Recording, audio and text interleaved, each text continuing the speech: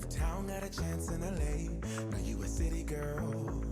Now you wanna party, it's late. You stay over, never over. One more drinking till you're sober. You stay over, never over. One more drinking till you're sober. You said that I was. You had me love struck. That city life will make you go. No place like home. No place like home. No place like home. Home. Home. No place like home. Had a lover boy. Now you're on the other side of the tracks with another boy. Chasing that greener grass, you stay over, never over. One more drinking till you're sober. You stay over, never over. One more drinking till you're sober. You said that I was. You had me love struck. That city life will make you go. No place like home. No place like home. No place like home. Home. Home. No place like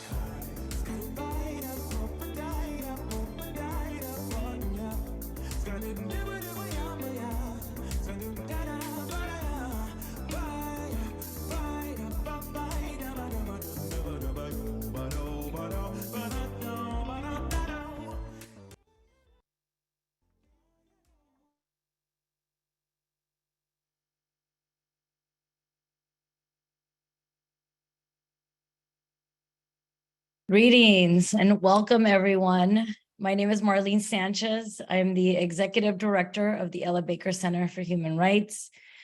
I use she and her pronouns, and I am really great that you all are joining us this afternoon. We are thrilled to be able to share this opportunity and the results of this first of its kind report with you all today. Hidden Hazards will highlight the intersections of the impact of climate change on incarcerated people in California. But before we get started, I would like to start like we always start, which like to start by honoring our ancestors and honoring those whose shoulders we stand on and the land that we occupy. The Ella Baker Center is in Oakland, California, on unceded Ohlone territory, and our partners are calling in from LA on Tagba land. I'd like to also take a moment and invite you all to take a couple of collective breaths together, sending love, care, and compassion to all of those that we lost during the COVID-19 pandemic and all of those who are currently behind prison walls. So if you all want to join me in taking 2 collective breaths, please do so.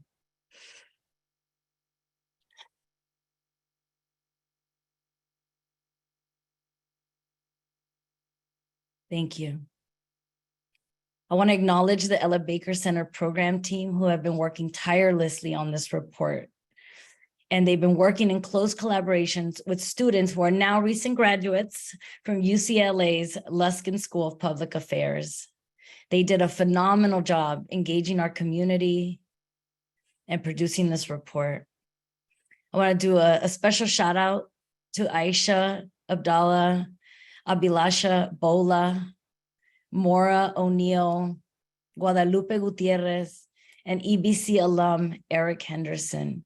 Congratulations, y'all. Thank you so much for all the time and energy you spent on this project. Wow, we have over 100 people here right now. We had about 260 people registered. And so we're really humbled and grateful that you answered the call. Thank you. Hidden Hazards is a prime example of the urgency and intersectionality at play, and California is at the forefront of climate change. Its impact on incarcerated people has the potential to be catastrophic if not properly planned for. As our team will explain shortly, we've seen evidence of poor state investment choices laid bare through the COVID-19 pandemic. We saw how the lack of planning and poor decision-making on the part of the California Department of Correction and Rehabilitation, CDCR, caused irreparable harm and in many cases, death. In the efforts to learn from these mistakes, we put forth this report, and this report will forecast and provide recommendations for what we see clearly coming. And in fact, climate change is here now. We see prisons at risk of flooding and in anticipation of summer, extreme heat waves and fires. And climate change is impacting all of us. And it's not rocket science. We know that California has one of the most robust disaster preparedness plans in the country, but it has forgotten about the most vulnerable citizens and leaving them behind. Because of our deep relationships with people on the inside, we know what's coming. We know that CDCR is not prepared to fully address it. And there are too many lives at stake to not take this seriously. Like one of the survey respondents said, we're human beings as well. Treat and take care of us as you would want to be treated in the process of a climate emergency. And as a daughter of an incarcerated parent who served 25 years in prison, this really hit home for me. Through this research, the team has compiled emergent policy recommendations based on the countless interviews with people inside California prisons and outside experts. We reviewed current research literature and considered what is politically viable at this time right now. Let this report be the catalyst that ignites the fire within us, fueling our determination to create a just and sustainable future for all of us, not just for some. Thank you for being here again. And I want to pass this along to our brilliant co-director of programs, Emily Harris, to provide us further context of what you'll listen to today and introduce some of the powerful speakers that you'll hear from today. Emily? Thank you so much, Marlene. Hi, everyone. I'm Emily. I use she and her pronouns, and I've had the honor of working on this report for the last 9 months, and I'm delighted to be sharing it with you all. Thanks again for being here. And please remember to check out the full report. We'll have links in the chat so you can find your way to it. And I'll be guiding you through our powerful lineup of speakers today. But first, I wanted to give just a quick background on the project. So Hidden Hazards is the first major development of our emergency policy project, which is a pop-up think tank that finds creative ways to convene policymakers, movement partners, and system-impacted community members, especially those that are historically excluded from the policy process, to address a specific problem through policy innovation. And so this report was born out of several intersections of EBC's work. So in June of 2020, the Ella Baker Center, along with our allies, our friends inside, and their families, developed the Stop San Quentin Outbreak Coalition, which was responding to COVID-19. And we were afraid for the lives of our loved ones who were locked up. And we were learning how frighteningly unprepared CDCR was to respond to the COVID pandemic. During that frightening time, later that summer in August, our allies with the TGI Justice Project were responding to the LNU Lightning Complex fire. It was just north of here in the Bay Area. You all might remember when the fire jumped across I-80. You can see that in the slide here. And as you can see from this tweet from the Vacaville Police Department, the fire came within just a few miles of 2 of our state prisons. That little red line is the fire. The 2 prisons are the California Medical Facility, so folks in wheelchairs and incredibly high-risk medical needs, and Solano State Prison. Both prisons, despite being evacuated within or in the evacuation zone, were never evacuated. Then in our work with Californians United for a Responsible Budget, and I saw some of our comrades are joining us here today, so shout out to you all. We organize our state to close our aging prisons. In August of 2021, so a year later, We watched the second largest fire in California's history, the Dixie Fire, race towards Susanville, home of two of California's state prisons, the California Correctional Center and High Desert State Prison. Luckily, CCC is slated to close at the end of this month. And as we continue to demand prison closures, we want to have a better understanding of which prisons we're putting our loved ones in the most climate-related danger. Luckily, my former colleague, Eric Henderson, reached out about a possible collaboration with the UCLA team. And I'm delighted that we got together and developed this report. And as we were envisioning it, we decided it was very, very vital to the whole team that we hear directly from people in prison about their experiences and their proposed solutions on what California needs to do to keep them safe. We surveyed about a third of EBC's mailing list of currently incarcerated people in all 34 state prisons and received nearly 600 responses to our questions. We also had inside collaboration that went even deeper with in-depth interviews. And today I'm delighted that you all will get to hear from many of our collaborators and co-writers on the report. So we have a powerful lineup this afternoon. You'll hear from Juan Moreno-Haynes, an inside journalist, Abhilasha Bhola, one of the co-authors of the report, Macio Lindsey, the inside fellow with the Ella Baker Center. And you'll also have a live Q&A session. So Abhilasha will be joining us, and Maura, who was the two of the co-authors on the report. So they'll be joining me for Q&A, and then hoping that it all works with CDCR and phone technology, but we're hoping to have Juan and Macio join along with Steve Brooks and Steve Warren, who all supported us on developing the report. And so we will have a Q&A section at the end. And so please use the Q&A function so that we can get your questions and have them queued up for the end so we can get them answered by the panelists. All right, let's get started. First, we're going to hear from Juan Moreno-Haynes. He has been reporting about COVID-19 and climate change and a range of social justice issues from behind prison walls at San Quentin State Prison. I look to Juan as one of my longstanding mentors in this work, and he is one of the 300 plaintiffs who sued the Department of Corrections for inflicting cruel and unusual punishment on people held in San Quentin State Prison because of their mishandling of COVID-19.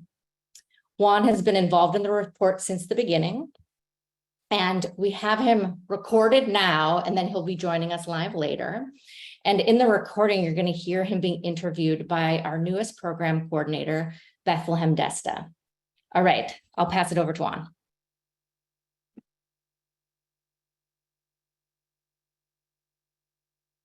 Okay, my name is Juan Moreno-Haynes, and my pronouns are he, him. Could you share who you are and your reporting history on climate change? Yeah, my name is Juan Moreno-Haynes. I've been This call and your telephone number will be monitored and recorded. I've been reporting as a journalist inside of San Quentin since about 2009. I've been a member of the Professional Society of Journalists since 2015, and so I've written for numerous publications.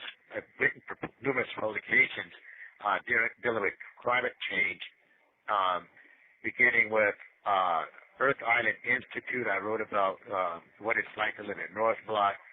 I've reported for San Quentin News on an environmental program called The Green Life, which is an environmental sustainability program inside of San Quentin State Prison, and we just focus on sustainable living practices. And I've also reported for the Science of the People and Needy Times, a small newspaper, a small publication based in San Francisco. So I've been kind of following environmental issues and climate change in prisons for an awful long time, dating way back to the Enron days when there were power shortages in the state and brownouts throughout the prison systems, and I was in serving time in Soledad during the earthquake in 1989, and my history dealing with catastrophes, climate change, and emergencies inside of prison go back more than 30 years. How are you connected to the Ella Baker Center and to this report? So the connection to Ella Baker Center is because of one person, and that's Emily Harris. We go way back, probably I'd say close to 10 years ago. We met inside of San Quentin. She attended a restorative justice symposium or program that we had, and we talked about just advocacy in the criminal legal systems the way it exists now, and a lot of the problems that we see that people are just coming to learn about. We've long been striving to make change in these areas. As far as the other part of the question is EBC so the study itself,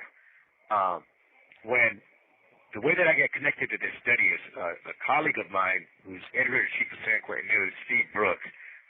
He wrote a piece dealing with water.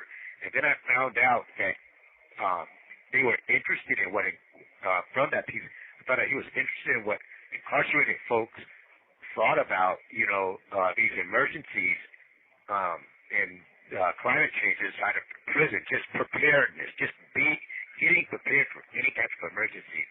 And that just hit home with me because I had published a couple of years ago this piece for the Science of the People called In Case of Darkness, or What to Do with Incarcerated People. And it just dealt with my long history of dealing with these emergencies that occur inside of prisons that CDC is just wholly not preparing for. And their strategic plan for dealing with emergencies has nothing to do with how to prepare for an emergency. It's all how to react to an emergency. And their reaction to any type of emergency is very typical. Incarcerated people are locked in their cells, and a bunch of administrators run around trying to figure out what's going on or create some sort of a plan. And that was true in my experience dealing with infectious diseases such as chickenpox, the flu, coronavirus, to brownouts and blackouts that occur when there's power failures inside of prisons. The response was the same. We get locked in our cells, and it doesn't matter what happens to us. Related to what you just shared, what did you learn during COVID-19 and CDCR's response to that informed the recommendations in the Hidden Hazards report? For me, that was very unfortunate because, it reminded me of 1989 when there was the earthquake. It reminded me of, particularly when there's bad flu epidemics inside of these prisons. People are locked in cells or locked into isolation, and it's like, buckle down and try to ride the storm through. And sometimes that's not appropriate. This call and your telephone number will be monitored and recorded. During the midst of the COVID-19 pandemic, when one of the most respected state judges told San Quentin administrators their handling of the pandemic was morally indefensible and constitutionally untenable. I mean, that did a lot to me, and the criticism that I have doesn't fall on an individual person, because if a person doesn't have the right lever to pull under a particular situation, and that problem is systemic, there were no choices made available for administrators to do the right thing. So, the fact that, there was a hearing, and certain people were called and asked questions. They were called and asked questions about a system that they weren't in control of. And so, a lot of folks wanted to criticize individuals during the midst of the pandemic, but I never had that. I understood that wasn't the problem. It wasn't the problem that a person had. What it was that we have a system that's failing, and until we start addressing the system that's failing, we won't have any solutions. And so one of the key things in the report that I understood is that the planning data comes from census data. And so we're not counted correctly in the census. And so how can we be part of a plan? How can incarcerated people be part of a plan when we're not even correctly counted? You see, so there's no allocations, there's no planning stages. FEMA, no one is looking at prisons to understand that this is probably one of the most vulnerable populations from an institutional perspective that we have, because prisons around this country are old, decrepit, poorly ventilated, and overcrowded. And so these things compound on any type of disaster or infectious disease is catastrophic. Could you speak to why this report is critical at this current moment?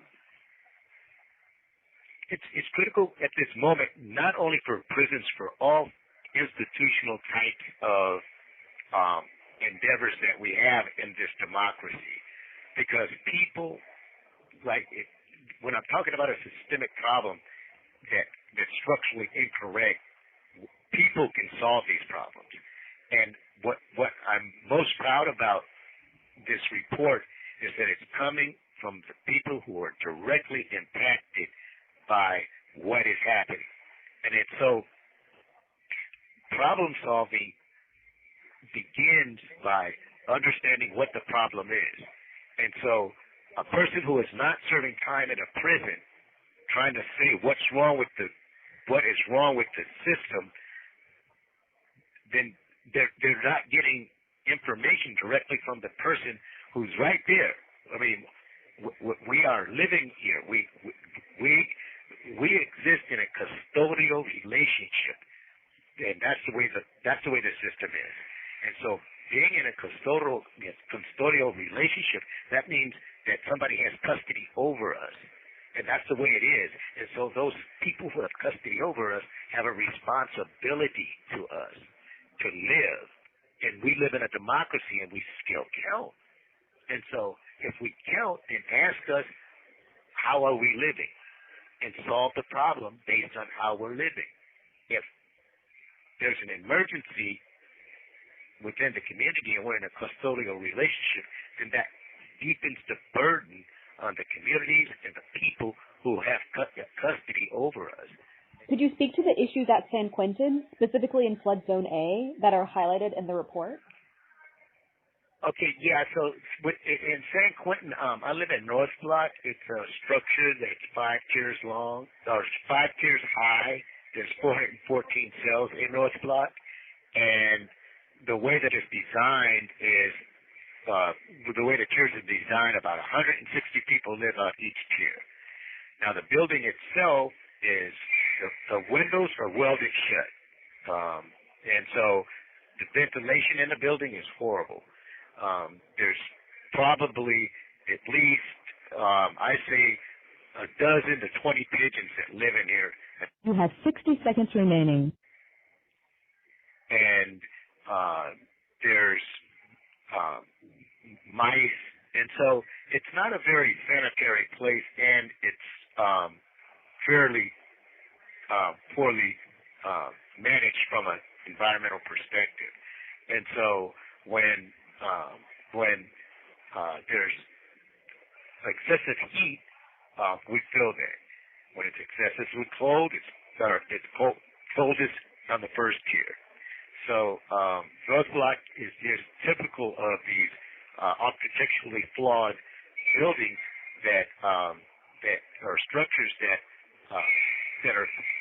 makes the incarcerated population particularly vulnerable. Is there anything else you'd like to add? There should be more collaborations like this in different areas in our communities with the homeless or the unhoused, with folks who live with food insecurity, with folks who have health issues in our schools. We need to talk to each other, listen to each other, and we can solve these problems. And so the issues that we have in California that make our communities not so great aren't areas that we should ignore, stick our heads in the sand on. I only would hope that we give each other a chance, that's all. And some of us, like me, even a second chance.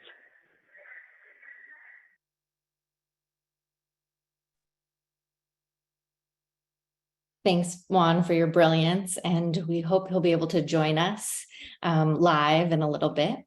So next, I'd like to introduce you all to Abhilasha Bhola, who is one of the co-authors and part of our rad UCLA team. Seeing all the hearts, thanks for the love. Okay, so Abhilasha is a recent graduate from the UCLA Luskin School of Public Affairs, where she received her master's degree in public policy. And she has 7 years of experience working on economic, racial, and environmental justice issues. And she is here to share her brilliance with you all and go a little bit deeper into the findings of the report. I'll pass it over to you, Abhilasha.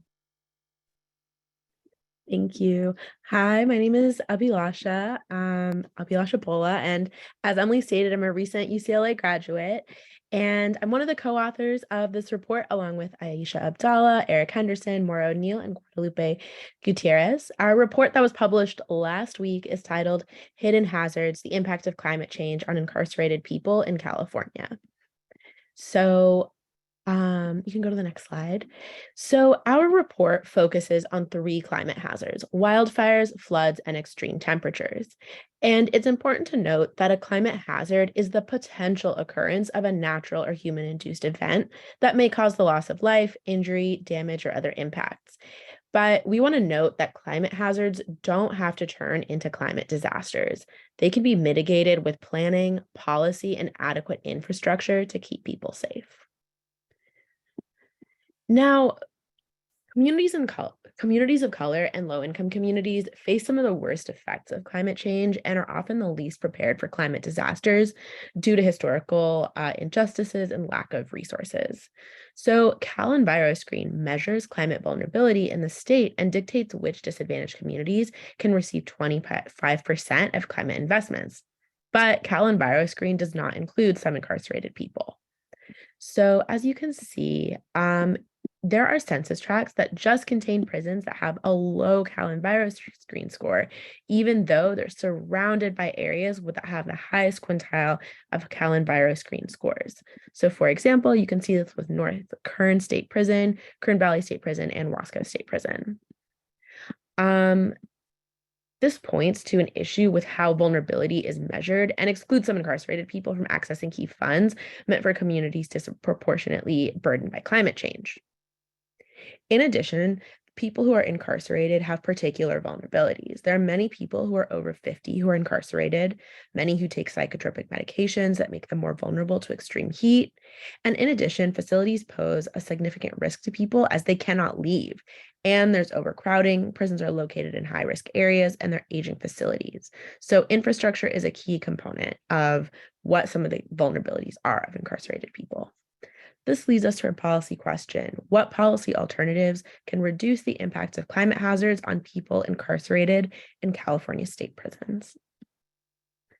So as part of our engagement and our research, we really wanted to talk to the California Department of Corrections and Rehabilitation. And we tried to engage with CDCR in a myriad of ways. We first filed a public records request. We were connected to the CDCR secretary through our contacts. We submitted a research request and then were denied. even though research requests are usually about people who are doing particular types of experimental design on folks who are incarcerated, not folks who are just trying to interview people who work at CDCR. And we were connected through our contacts in the state assembly to CDCR. But in our last attempt, we had a meeting on the books with 2 CDCR staff members, and the meeting was canceled at the last second. So we tried, but it just wasn't working out. So in our research, we had a few key findings. The first is that CDCR's emergency response to climate hazards will consist of reactive measures, as they did during the COVID-19 pandemic, that will continue to lead to avoidable death and injury. So 77% of our interviewees including incarcerated and formerly incarcerated people, actors within government agencies, and other stakeholders, they were not familiar with CDCR's emergency plans. And even with what we could find publicly, that was very limited. In the state emergency plan and in CDCR's operations manual, there's no acknowledgement of incarcerated people as vulnerable. Instead, they're mostly talking about what incarcerated people can provide to other communities. And there are great gaps in detailing CDCR's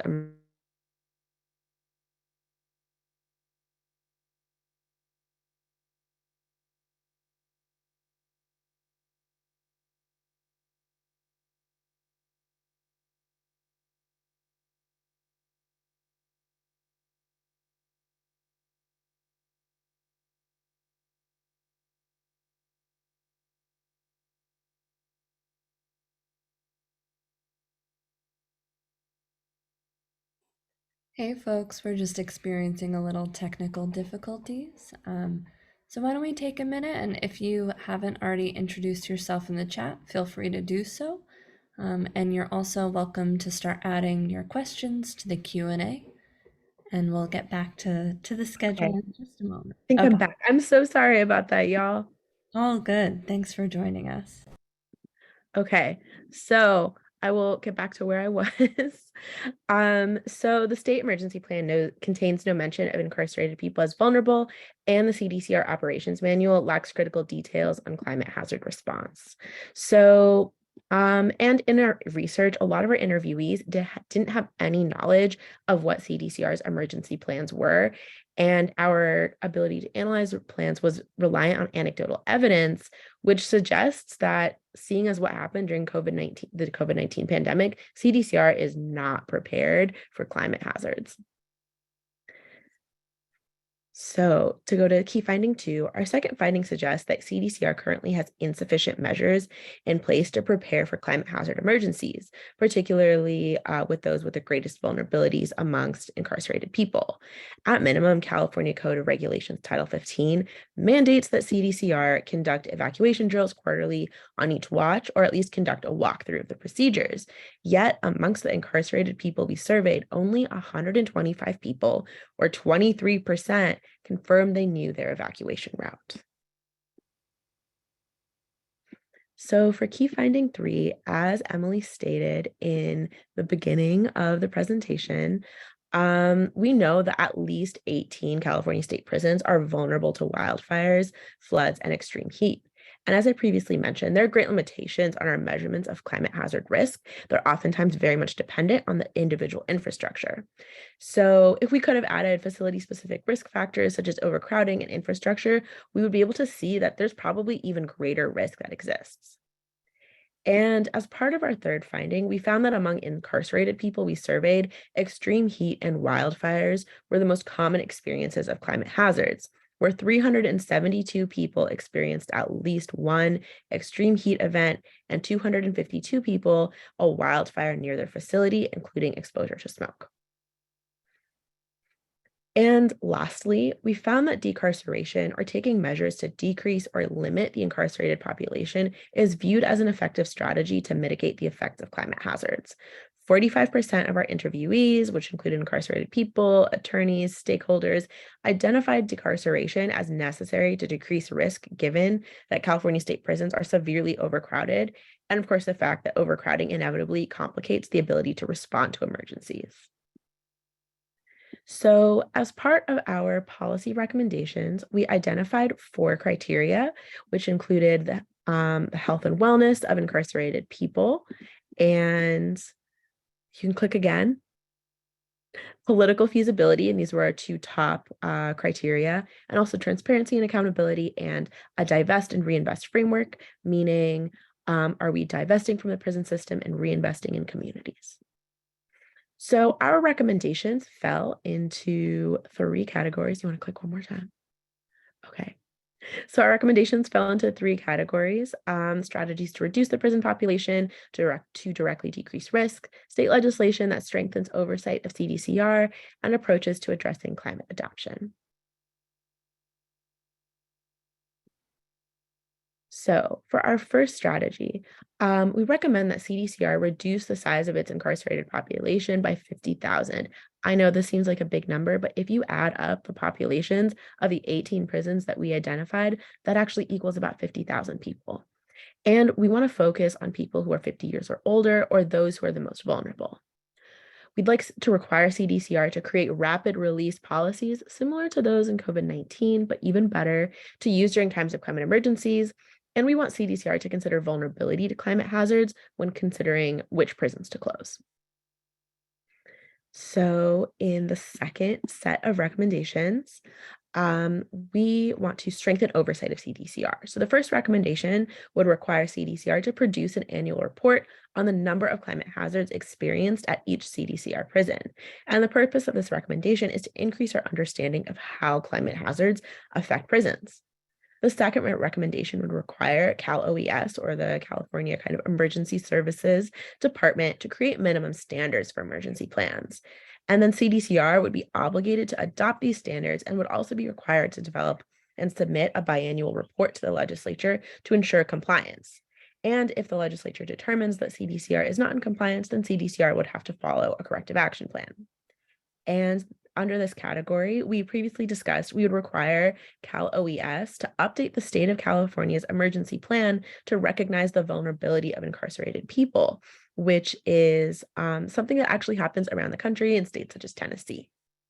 And in our last set of recommendations around climate adaptation, we want to require CDCR to expand emergency preparedness training for staff and incarcerated people and have them collaborate with Cal OES, the State Office of Emergency Services, to evaluate and expand current standards on emergency preparedness training for wildfires, extreme temperatures, and floods. We also want to require CDCR to reallocate funding to expand heating, air conditioning, ventilation, shade structures, and backup generators. This option would require that CDCR publicize its prison closure plan, identify an infrastructure plan to ensure we don't invest in prisons that are closing, and prioritize infrastructure projects with the most significant impacts to the health and wellness of incarcerated people. This recommendation really improves the conditions in the short term while prisons continue to operate. And we saw a lot of recommendations from our survey from folks who are incarcerated suggesting these improvements. So in conclusion, we want to highlight a quote from someone in Pelican Bay State Prison who was a survey respondent. "So far, I know in the case of any natural disaster, the prison staff will close my room door and leave. If things would be otherwise, I would like to know. I would like to be told what to do if there is a wildfire, a flood, or extreme heat or cold. These things are important because it would show that the administration cares for my safety. Otherwise, I would think that I don't matter as a human being."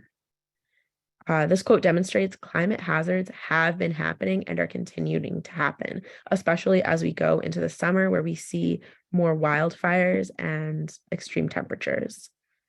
People inside believe they'll be left to die, and 71% of the people surveyed said that they believe that in a climate emergency, prison staff would lock them in their cell and leave the facility for their own safety. This is happening now, and we need action. So I look forward to your questions during the Q&A. Thank you. Thanks so much, Abhilasha. Incredible work. Appreciate you sharing all that. So next up, we have Macio Lindsey, who is one of the Inside Fellows with the Ella Baker Center. And he's actually on the line listening, but so shout out Macio, what's up? So Macio joined our team in January and then jumped right into working on the report with us. And you'll hear a little bit more about this from him, but the prison that he is incarcerated at is in the Tulare Basin. So one of the areas of the state that is at risk of extreme flooding. And while we were hustling to get the report written, we were working with incarcerated people to help get the word out to the press about their concerns about the potential evacuation, what would happen to their stuff, and all of the kind of fears that were coming up for people who were in those prisons. There's about 8,000 people. So luckily, we believe that the people who are locked up in those facilities are currently out of imminent danger, but we know that, that they're still at risk, and there's many more prisons at risk as well. So with the Macio recording, I recommend that folks turn up your volume. It's a little bit hard to hear, and I will pass it over to Macio. This call is now being recorded. My name is Macio Lindsey, and my pronouns are he and him. I'm incarcerated at California Substance Abuse Treatment Facility in Corcoran, California. I'm a paralegal, advocate, organizer, and inside fellow with the Ella Baker Center for Human Rights. It has been a privilege to be a part of this policy project. In the course of my fellowship, I was asked to gather information through climate surveys about people's experiences with climate-related events while in prison. From there, I read draft reports by the UCLA policy team to offer feedback and suggestions. The climate report is significant to me, not only as an incarcerated person, but more so because the prison where I'm currently housed is located directly in the flood zone. In Corcoran, California, there's two prisons, California State Prison Corcoran and Substance Abuse Treatment Facility, which together house about 8,100 people. In March of this year, heavy rainfall drenched California's Central Valley and caused extensive flooding. To the surprise of many, both California prisons and Corcoran are constructed on a dry riverbed called the Tulare River Basin. Although people inside the prison couldn't actually see the water, the local news confirmed the intense nature of the flooding. Despite the concerning situation taking place outside our walls, the prison administration has been completely silent on the flooding issue. In fact, it was on the local news that we first heard that evacuation plans were being discussed in the event the flood water reached the prison. Personally, I realized the situation was serious when the federal government declared Kern and Tulare County disaster areas, and Governor Newsom visited Corcoran just to see the impact of the flood for himself. It has now been over 3 months since the flooding began, and California Department of Corrections and Rehabilitation still has not informed the prison population nor made public their plans if evacuations become necessary. Each day we get deeper into the summer months where the threat of high temperatures and rapid snowmelt make flooding a possibility. There's a consensus of the prison population that distrusts CDCR to be responsible guardians of our well-being. This is due to years of neglect within CDCR, the most recent being the mishandling of the COVID-19 pandemic, where 260 people died in California prisons. The fact of not knowing how, when, or whether CDCR will provide provision for us is a highly stressful situation. The Ella Baker Center for Human Rights, in collaboration with the UCLA policy team, has done an excellent job capturing the major concerns of the hazards of climate change in carceral. This call and your telephone number will be monitored and recorded. Infused within the reports are the voices, lived experiences, and concerns of incarcerated people, which highlights our vulnerability and implore the governor and state legislature to bring CDCR's climate emergency plans up to par. Also to require transparency in order to ensure accountability for the safety of people in prison. Two findings in the report resonates with me. First, the fact that there's a total of 18 California state prisons that's vulnerable to extreme climate conditions. This is over half the prisons in California. With extreme and unpredictable weather caused by climate change, our safety is constantly in jeopardy. Second, CDCR has been permitted to function for decades without real oversight or accountability.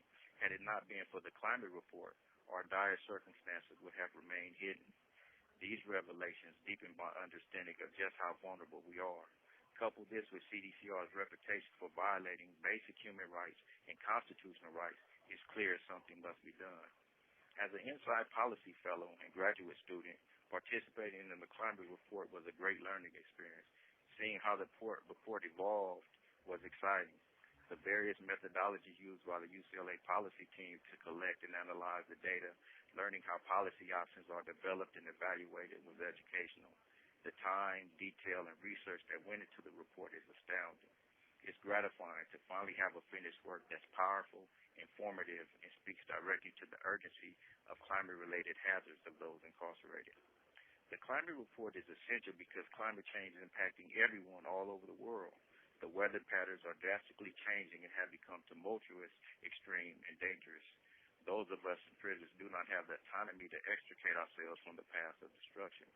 This increases our reliance on CDCR for our safety. This report brings to the forefront how climate change is adversely impacting California's incarcerated population through exposure to extremely hot temperatures, wildfires, and floods. Many prisons have poor heating and ventilation systems, poor infrastructure, and don't provide people in prison with the things they need to sustain their lives under these conditions. Couple this with CDCR's lack of oversight, lack of transparency, and demonstrated lack of responsibility, and our circumstances are clear. We are a vulnerable population. My hope is that the climate report gains the support of Governor Newsom, the legislature, and state emergency agencies to implement policy changes that mandate oversight of CDCR's emergency plans for climate-related events. This includes reducing the prison population, closing prisons most vulnerable to climate hazards, and creating rapid release policies to use during emergencies. By shedding light on the indifference of CDCR's business-as-usual attitude when it comes to the health, safety, and well-being of incarcerated people, the Ella Baker Center, along with the UCLA policy team, presents viable solutions to address these concerns in a responsible manner. CDCR can no longer be permitted to place incarcerated people in life-threatening positions due to the delayed response. Thousands of lives are at stake. An important element of the climate report that shouldn't be overlooked is the necessity for state agencies, community organizations, the legislature, and the elected officials to seek input from incarcerated people when making decisions that impact us. Historically, the voices of minorities, particularly people of color and in prison, have not been given proper attention, although our narratives and lived experiences deserve to be part of the conversation that affects us. I am truly grateful to the Ella Baker Center for shedding light on the impact of climate change on people in California State Prison, and also for acknowledging the value of our voices to add input into matters of public policy. Incarcerated citizens need more collaboration and opportunities like these. Thank you. All right, thanks, Macio. So we're gonna jump into our Q&A section, and Ash Lynette will be facilitating. And as I mentioned before, we're hopefully joined by folks inside, Macio, Steve Warren, Juan, and Steve Brooks. And then we're also joined by our co-authors, Maura and Abhilasha. So please use the chat function and start asking your questions. Hi, folks. So glad to see you all today. The first question we have is for Macio while we have you on the phone. Would love to ask, are there any updates about the Tulare Basin flooding, and can you share what the experience was like for folks inside? Thank you. Well, there hasn't been any updates since the election point. Basically, CDC are still fighting on the issue of flooding, still fighting on the issue of evacuation, still fighting on the flood of a business plan. Two things that we're told is that currently that is not allowing people to transfer, and they're not allowing people to transfer out. I guess for what we do is because in the transfer people or evacuate people, there won't be a larger population. Other than that, we're just watching the local news and trying to just see has anything. As of today, on the Good Morning America, they featured a story called Ghost of a Lady in Central California Resurrection, which was actually about Larry Lake. Whether it's about it that it was letting us know that Larry Lake is now 24 miles long, 15 feet deep. The dam and aqueduct. There's a massive amount of snow in the air that will eventually the temperatures rise in the 4 or 5 days. Is always a concern. One thing that we're hearing here as well is even if the flood waters eventually don't reach the prison, now we have an abundance of thin water. There's an infestation of mosquitoes that bring so now that we see one climate disaster on the other, so that's really the update on what's going on here. We're basically what's going on. So you find out more, I guess you'll let elevated probably. Hey, Macio, just wanted to give a heads up that folks are having a little bit of trouble hearing you, and I'm trying to troubleshoot a little bit, but I'll just repeat a little bit of what Macio was naming is basically that like the conditions feel very similar to what they were and have been before, and that there's not a lot of communication that folks inside are receiving from CDCR about the flooding, and Macio's also naming that transfers to and from SADF has stopped at the time.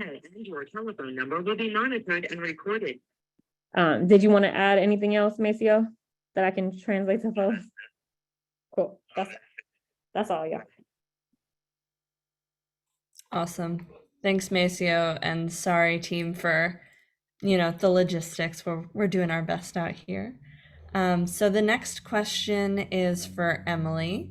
We have an anonymous attendee asking, what if the state says that the solution to climate problems that impact prisons is to spend more money on prison infrastructure, aka increase prison budgets, like ventilation systems, AC systems, etc.? How do we navigate between keeping our loved ones inside safe and preventing/reducing PIC expansion? It's a great question. Yes, this is a really great question. And actually, when we first started working with the UCLA team, I said, I hope we don't want a set of recommendation that's just how do we make green prisons? How do we make fire retardant prisons? Or how do we try to prevent that on the infrastructure side? Instead, we wanted real long-term solutions. So as you heard when Abhilasha was talking about the recommendations, we were very clear that we are not proposing that any additional money ever go into the Department of Corrections $14 billion budget, but instead that the money would be, some money could be redirected for some improvements to conditions. One, for example, that people lifted up over and over again in the surveys was shade, that there's no shade in the yards, especially in the really hot prisons. And we recognize that while people are in those facilities, we want to improve the conditions for them until we can get them out of there. But again, we don't want any additional money going to the state. And through our work with the CURB Coalition, we're going to be monitoring the budget, and we'll be on CDCR if they try to use this report to expand the PIC. Thanks, Emily. Yeah, we never want to contribute to expanding the PIC, so appreciate you lifting that up. So Dana Pearls asks, what are some of the ways that environmental organizations can be collaborating on this intersection of climate chaos and incarceration? I'm wondering, Maura or Abhilasha, do you want to answer that? I can start off.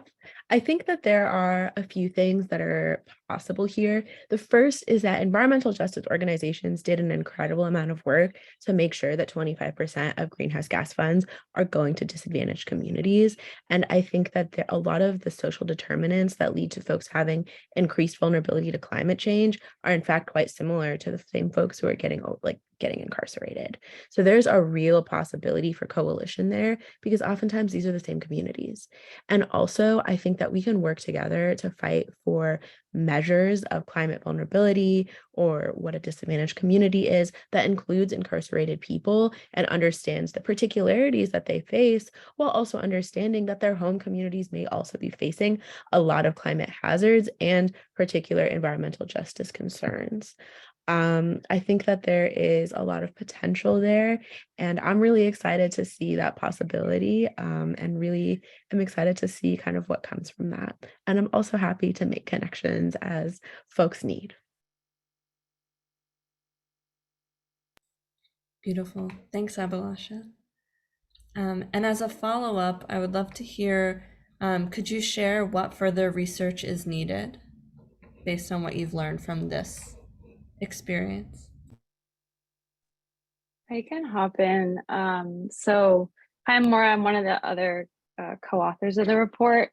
And Abhilasha, you can help fill in if I miss anything. But I think one thing is that climate change is really hard to predict. So with our mapping, just looking at extreme cold, it looks like everything's getting warmer, but we do know that there will be extreme temperature events that might also swing towards colder conditions.